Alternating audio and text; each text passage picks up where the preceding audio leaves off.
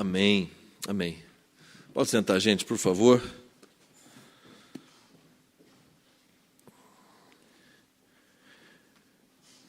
Que você abra sua Bíblia no livro dos Salmos. Livro dos Salmos, no Salmo de número 125, chamado, faz parte de um bloco de salmos, chamado Salmo de Cânticos de Romagem, ou Cânticos de Romaria, que é essa série que começa no Salmo 120 e vai até ali, eu acredito, até o Salmo 134, eu acredito que seja até o Salmo 134. Deixa eu confirmar aqui na minha Bíblia, Salmo 134. Salmo 134. Pega esse bloco de salmos que eram cantados quando havia a caminhada do povo até Jerusalém para as festividades, ou em alguns casos não, em vários casos, cânticos que foram escritos na volta do povo do exílio. Então, a gente tem aqui registrado o que o povo estava sentindo quando voltava do cativeiro babilônico. O que o povo sentia quando estavam voltando de um tempo de escassez, de um tempo de escravidão. O que enchia o coração dessas pessoas? O Salmo 125 fala sobre isso. Os que confiam no Senhor são como o Monte Sião, ou em algumas traduções, como os montes de Sião. Porque Sião, na verdade, é uma cordilheira de vários montes. O Monte Sião não é um monte só, é uma cordilheira de vários montes. Por exemplo, quando as pessoas vão visitar Israel, eles visitam um monte da cordilheira de Sião, que, por N razões, naquele lugar ali diz que, de repente, Moisés recebeu as tábuas, enfim. Mas é uma experiência única para quem viajou e já fez esse tipo de coisa. Mas, na realidade, os montes de Sião são vários montes. Não serão abalados, mas permanecerão para sempre. Assim como os montes cercam Jerusalém, o Senhor se põe ao redor de seu povo agora e para sempre. Os perversos não governarão a terra dos justos, para que os justos não sejam tentados a fazer o mal. Ó Senhor, faze o bem àqueles que são bons, aos que têm um coração sincero. Expulsa, porém, os que andam por caminhos tortuosos, ó Senhor. Leva-os embora junto com os que praticam o mal. Que Israel tenha paz. Você pode perceber que ao longo desses salmos, algumas figuras são muito destacadas. A figura do Senhor, a figura deste que é o Adonai. Quando você vê Senhor aqui, no caso, é mais do que Adonai. Esse Senhor aqui, em letras caps lock, em letras maiúsculas, tem a ver, obrigado, Néia, tem a ver com Yahweh, ou como popularmente a gente chama de Yahvé. Mas essa é a pronúncia em hebraica, Yahweh, que é, as pessoas dizem, um dos nomes possíveis de Deus. A figura dos montes, a figura de Jerusalém. Nós temos também essa coisa da figura da peregrinação, que aqueles que confiam, os que estão andando, você vê que, por exemplo, no Salmo 126, você tem aqueles que estão andando e chorando. Você vê no Salmo 121, por exemplo, você tem aqueles que olham para os montes, de onde me virá o socorro. E toda essa figura, toda essa estrutura tem a ver com caminhada. Porque eles estão passando por um vale, eles estão passando no caminho para Jerusalém, é um caminho perigoso, muitas vezes perigosos. E quando essa figura de monte aparece, em alguns casos, como por exemplo no Salmo 121, os montes, eles aparentam socorro, eles aparentam medo. Olho para os montes e de onde me virá o socorro? Não é que os caras estavam esperando que o socorro viesse dos montes. Eles olham para os montes e percebem que nos montes há ameaça. Então eu olho para os montes e de onde me virá o socorro? Por quê? Porque como diz o Salmo 125, os montes cercavam a cidade de Jerusalém. Então você tem ao mesmo tempo essa figura nos salmos de romagem, nesses cânticos de romagem, de romaria, a figura dos montes como ameaça. Você também aqui agora tem a figura do monte, especificamente aqui no Salmo 125, não como uma ameaça, mas a figura do monte aqui, ou como da cordilheira, usando a cordilheira de Sião, como uma figura que mostra como o Senhor está ao redor daqueles que o confiam. Aqueles que confiam no Senhor são como os montes de Sião, que não serão abalados, mas permanecem para sempre. Assim como os montes cercam Jerusalém, o Senhor se põe ao redor do seu povo. Percebam, são duas figuras. A figura que aqueles que confiam no Senhor são como esses montes, e o Senhor são esses montes. Então, aqueles que confiam no Senhor são como esses montes de Sião, que não se abalam e permanecem para sempre. Mas por que esses montes agora são o Senhor? É isso que o salmista está querendo dizer. Que aqueles que confiam no Senhor percebem a presença do Senhor nos momentos de abalo, nos momentos de tristeza, nos momentos de angústia. É isso que ele está querendo dizer, porque eles acabaram de passar por momentos de extrema angústia, de extremo abandono, de extrema violência. Eles acabaram de passar por um momento de escassez, eles acabaram de passar por um momento de violência extrema.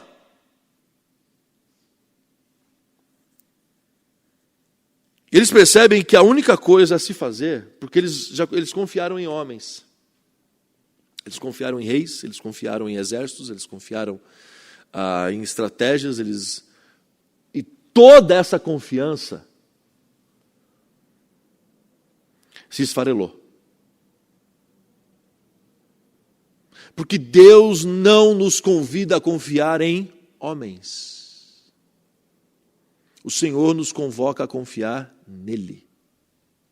Por isso que muitas vezes o povo de Israel passa por exílio, passa por momentos de escassez, passa por momentos de crise, porque o Senhor está convidando o povo a olhar para Ele, e não olhar para homens, e não olhar para estratégias, e não olhar para planejamento, e não olhar para qualquer outra coisa.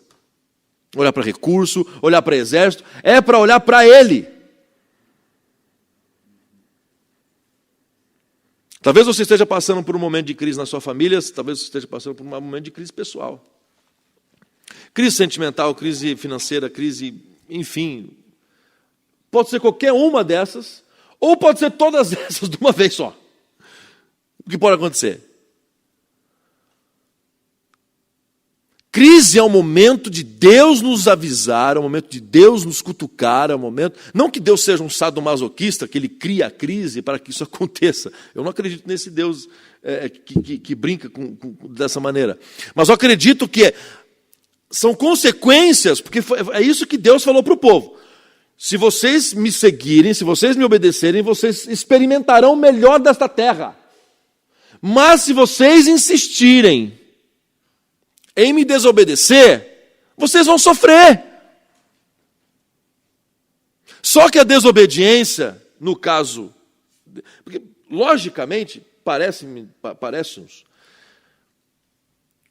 seguir os preceitos de Deus. Porém, seguir os preceitos de Deus não é a mesma coisa que seguir os preceitos do nosso coração. Porque seguir os preceitos de Deus vai contra os preceitos do nosso coração.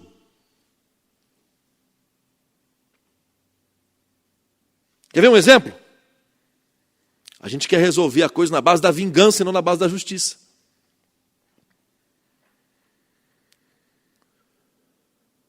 Nós somos muito mais propensos a irmos no caminho da vingança. Hoje as pessoas estão aí nas ruas aí pedindo justiça, quando na verdade elas não estão pedindo justiça, coisíssima nenhuma, elas pedem vingança. Elas não pedem um tribunal justo, com um juiz imparcial, com lados argumentativos. Não, eles querem é vingança. O fulano lá matou, assim, vão matar. Porque é natural. E o Evangelho nos pede para não cedermos a isso. Então, obedecer a Deus não é um caminho fácil. É um caminho que vai, antes de tudo, contra nós mesmos. Contra os nossos próprios desejos, contra as nossas próprias tendências. Os que confiam no Senhor são como os montes de Sião. Ou aqui na minha versão, como o monte Sião. Não serão abalados, mas permanecerão para sempre. Assim como os montes cercam Jerusalém, o Senhor se põe ao redor do seu povo, agora e para sempre. Agora o povo entende que é o Senhor que nos faz fortes. Não é o fato de nós sermos, porque nós confiamos no Senhor, somos montes que permanecerão. Não, o Senhor é que é o monte. E porque nós confiamos nele, Ele nos faz como Ele. Nós somos a Jerusalém aqui. Nós somos a Jerusalém que é cercada pelo Senhor, como os montes cercam a Jerusalém. E Ele é que permanece para sempre. Ele. Mas se nós confiarmos no Senhor,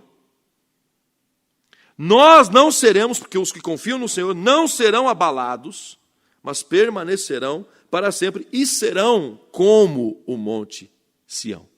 Mas quem é o monte Sião no Salmo? Não somos nós. O monte Sião no Salmo é o Senhor. É Ele que cerca.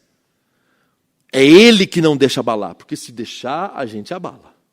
E muitas vezes nós nos abalamos mesmo confiando em Deus. E muitas vezes a gente treme na base, mesmo confiando em Deus. Aí você pode me perguntar assim, Cris, então quer dizer que confiança é a ausência de tremer na base? Não. Não. Confiança não é isso. Eu vejo meu filho, por exemplo, vocês sabem, eu tenho 2, né? E eu percebo muita característica dos dois. O Felipe, por exemplo, o Felipe é aquele tipo menininho que vai entrar na montanha-russa com a mão para cima. E vai ter looping, Sebas, vai ter coisa de cabeça, e ele vai estar achando o máximo. Esse é o Felipe. O Daniel é aquele que vai entrar na montanha-russa e quando fechar, ele vai abraçar. Ele até vai, mas ele vai abraçar ali. É isso. Quando a gente está abalado, é isso. A gente não deixa de ir. Mas vai agarrado no cinto. O que eu vim fazer aqui? Eu só vim pela pressão mesmo, só vim porque o Felipe veio. Eu não vou, se o Felipe veio, não, aqui, ó, segurando aqui. Que nem a vez que eu fui naquela Big Tower do Beto Carreiro lá. Aquilo ali, gente, a minha alma está lá em cima ainda. Não voltou, não desceu ainda. Aquele negócio tem 100 metros de altura, 100 mil metros de altura. Acho que é um negócio absolutamente... Sei lá quantos metros tem aquele troço. 100 mil é muito, né? Já falei demais. Exagerei. Mas a sensação era essa. Que tinha muita coisa ali. E aí, o troço lá de cima despenca. E assim, ele vai subindo devagar. Ele não vai subindo assim, sabe assim, assim, rapidão. Não, ele vai subindo devagar, que é para você sofrer. É para você já ir gelando. Né? É para você já ter aquela sensação no seu estômago, de que o teu estômago está vindo. Vai subindo. Chega lá em cima, você escuta um barulho chamado tec. Esse tec, que vai subindo, ele faz assim, tec.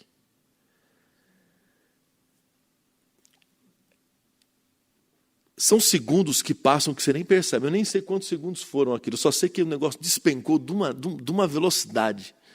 Que a minha alma ficou lá em cima e está lá até agora. E o corpo que veio. Do meu lado estava um Andrezão. Eu falei assim, mas meu Deus do céu. Mas eu agarrei naquele bicho, Sebas, que eu falei assim, se for...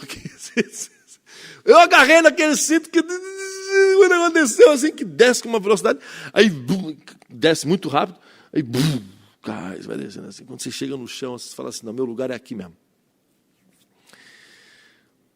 E essa confiança que o povo está andando no meio dos vales, no meio dos montes, no meio de perigos iminentes. E eles estão aflitos, eles não estão negando o medo, mas eles estão afirmando que, por mais que eles estivessem passando por ali, eles confiam no Senhor. É aquela coisa inevitável. Estamos no meio de uma crise. E o que nos resta fazer? Confiar. Nós temos duas possíveis alternativas. Tem gente que não tem essas alternativas. Mas nós temos essas duas possíveis alternativas. Confiar em Deus ou desesperar. E o Salmo nos convida, nos dizem que aqueles que confiam no Senhor são como esses montes, ou como essa cordilheira, como esse monte Sião, que não se abala. Qual que é a ideia que eles estão passando aqui? Depois de tudo que eles passaram, eles voltam, eles veem um monte no mesmo lugar. Está ali. Enfrentaram guerras, enfrentaram tiroteios, enfrentaram uma série de invasões, e o Monte Sião está ali. A conclusão que eles chegam é: ele vai permanecer para sempre. Foram para o cativeiro, voltaram e estava lá. E se você for hoje a Jerusalém, se você for hoje à região da Palestina, você vai encontrar os montes lá.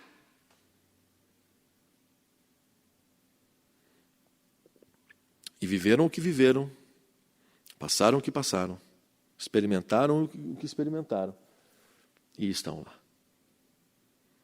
Em contraste,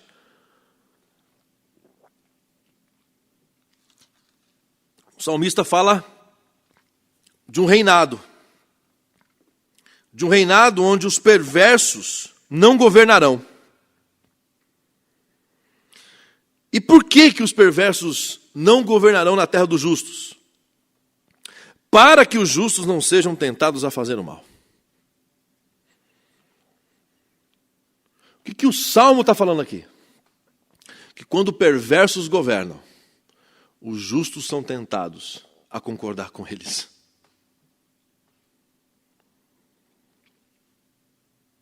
Quando os perversos governam, os justos tendem a concordar. Aqui nós estamos falando sobre esses governos que vieram antes do cativeiro. São governos de reis e de monarcas que não... Se você olhar, por exemplo, o livro dos reis, o livro das crônicas, você vai ver ali reis que assim... Entrava rei e saía rei. Tinha ocasião que era assim, ele não fez o que era reto diante de Deus. Aí vinha o filho e repetiu a mesma coisa que seu pai, não obedeceu os caminhos do Senhor, não fez o que era reto aos olhos do Senhor. E eu achei interessante que antes do cativeiro, tem uma passagem, antes do cativeiro, tem essa questão do cativeiro, mas antes disso, na questão de Sodoma e Gomorra, ali Deus deixa, logo no início, o critério. Deus está dizendo que as cidades, que as nações têm uma cota de pecado. E no caso de Sodoma e Gomorra, passou. Passou. Sabe o que aconteceu tanto com Israel quanto com Judá? Porque ambos os reinos enfrentaram exílios. Exílio assírio, os assírios, exílio babilônico. A cota de pecados desse povo passou. Extrapolou. E extrapolou não só por causa dos reis, extrapolou por causa do povo.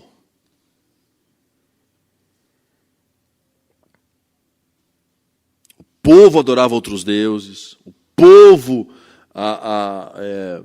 cometia crimes, o povo desonrava o templo, o povo seguia. A pastora Priscila fez uma mensagem no domingo agora falando de uma geração que não entrou na Terra Prometida. Não entrou.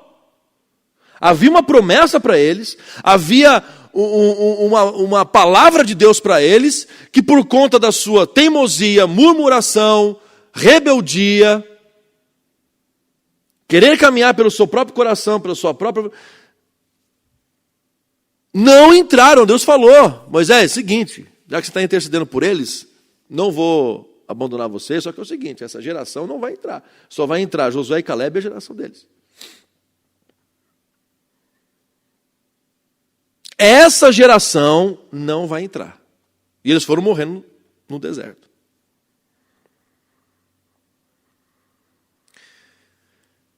Então o que esse texto está dizendo aqui? Esse texto está fazendo uma lembrança para aqueles que estão voltando do cativeiro. Não sigam os perversos novamente. Não deem ouvidos à perversidade e aos perversos. Não vão pelo caminho perverso do seu coração e seja do coração de quem for. Porque se vocês forem, aqui o texto está dizendo, os justos cairão, serão tentados a fazer o mal.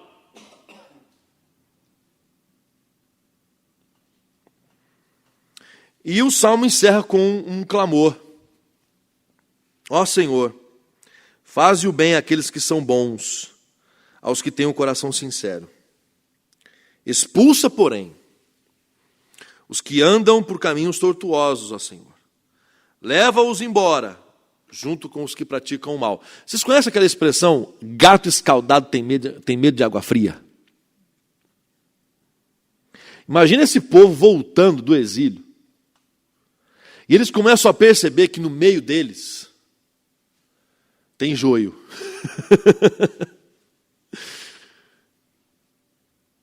Nós não queremos viver de novo o que nós vivemos por 70 anos. Pegando aqui o exemplo do cativeiro babilônico. Você pode ir mais longe, de repente o cativeiro do Egito, que foram 140 anos, aproximadamente, eu posso estar enganado, mas agora, citando agora o Egito, foi em torno de 140 anos de exílio. Exílio. Teve gente que morreu no Egito sem voltar para a terra natal. Teve gente que morreu na Babilônia sem voltar para a terra natal. Enquanto Ezequiel profetizava no arraial dos cativos, Daniel profetizava no palácio de Nabucodonosor. Enquanto Daniel profetizava lá no palácio do Nabucodonosor que a casa ia cair, porque é a única chance do profeta entrar no palácio, é para avisar que a casa vai cair.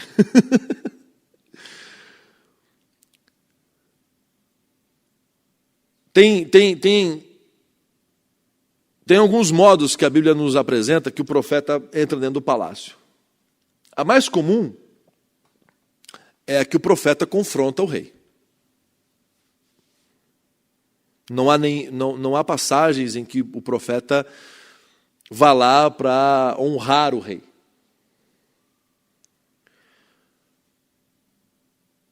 Ou ele vem com a cabeça na bandeja de prata. Fofocado de João Batista. Ameaçado, como foi o caso de Elias.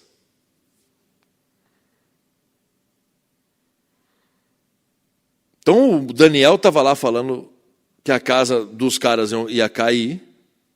Lembra a visão dos reinos, daquela estátua, que o Nabucodonosor achou que era uma estátua para ele, quando na verdade era uma estátua mostrando que todos os reinos iriam sucumbir. Vinha uma pedra para bater ali no pé da estátua, porque a estátua ia ruir, porque esse império pode crescer, mas vem uma pedra que vem do céu, que vai ruir tudo isso. A casa vai cair.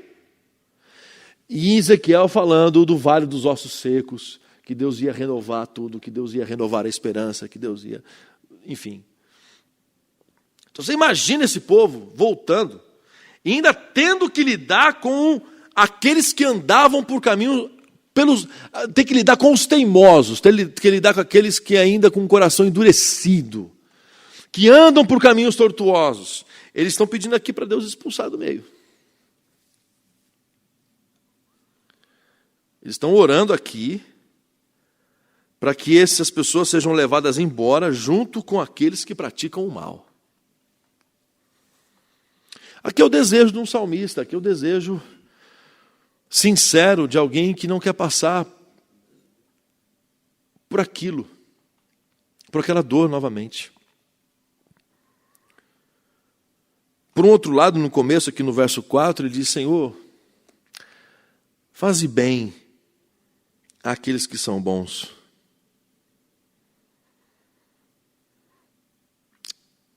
Tem hora que a gente cansa de sofrer, não cansa? Que a gente... acho que foi o Rui Barbosa, né, que escreveu que estava se sentindo envergonhado por ser honesto.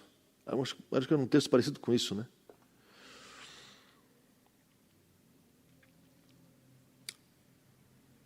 Tem horas que às vezes a gente que procura obedecer a Deus, primeiro que aqueles que procuram servir a Deus reconhecem que a sua bondade não vem de si, mas vem de Deus. E esses, muitas vezes nessa caminhada, se fala: poxa, mas é tanta pancada. Não tem nenhum afagozinho, não tem nenhum cariozinho, não tem nenhum elogio. Não tem nenhum prêmio no meio da caminhada aí. Isso me remete a uma ilustração que eu ouvi do pastor Ed René. A ilustração era de um casal de missionários, acho que vocês já ouviram essa ilustração. Um casal de missionários que estava voltando depois de anos. Vocês já ouviram essa ilustração, né? Um casal de missionários que estavam voltando depois de anos de trabalho árduo e no mesmo avião ou navio, depende de quem está contando a história, né? Eu gosto de falar do avião. Pós-moderno, tal, um negócio mais... estava uma figura política notória e tudo mais, também no mesmo voo. E quando eles olham uma comitiva de recepção, eles achavam que aquela comitiva de recepção era para eles, quando na verdade era para aquele político. E eles não veem ninguém da igreja para recebê-los, membros da família não puderam ir recebê-los. E o missionário volta para casa e ele, nervoso, e ele sai de casa, irritado, e a esposa diz: eu vou orar a Deus, vou pedir para ele, vou perguntar para ele. Aí depois de um tempo o missionário volta para casa, pergunta para a esposa: e aí, você perguntou para ele por que a gente não foi recebido, por que a gente não foi bem recebido quando a gente voltou para casa? Ela falou assim: perguntei. Aí o que ele respondeu? Ele disse que a gente não voltou para casa ainda.